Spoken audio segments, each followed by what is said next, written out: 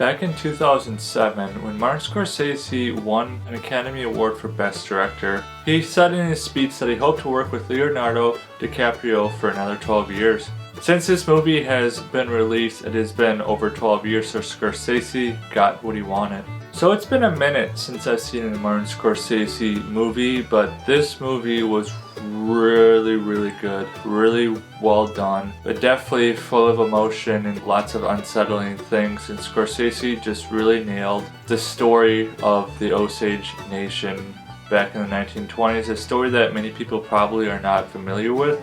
I'm one of them, and I'm glad that Scorsese brought this to the big screen so more and more people can know about this time in history. The first thing I liked about this movie was the storytelling was really well done, really solid. Lots of great intrigue, lots of great story building, and diving into different aspects of storytelling. This movie at certain points actually goes in a non-linear direction. I like that when a director does that, it adds a little more depth to the story. There's a lot of emotional impact in this movie, mainly geared towards the Osage Native Americans. There's just a lot of sad things going on.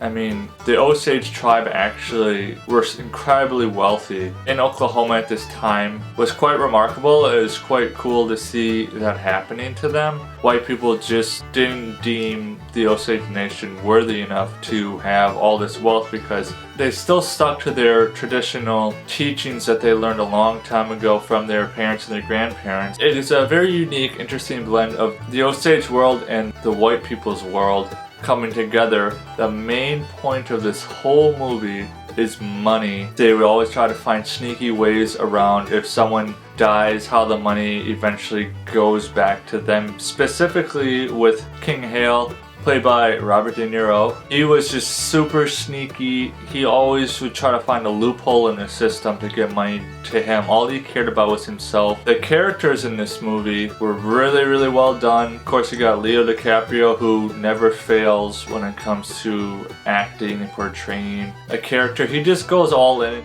And then you have Molly, who is played by Lily Gladstone. Lily Gladstone did an incredible job too. Really, her character was the character you felt the worst for because of all the deaths she experienced in her life and all the just terrible things that she had to go through and put up with, and she didn't deserve any of it. I mean, it was really only because she was rich and she was an Osage, and she was just super strong and brave throughout it. So like at the very end of the movie, you just couldn't help being on her side. So what I didn't like about this movie was I did feel it was a bit too long. I knew this movie would be over 3 hours, but I felt at times you could really feel that it was 3 hours because I just thought it was going to wrap up at certain points, and the movie just kept on going, man. Pacing was a little slow at times. Not much was happening. A few scenes that could have been cut out to make the movie move along, and due to that, I felt like this movie did feel at times like it was 3 hours.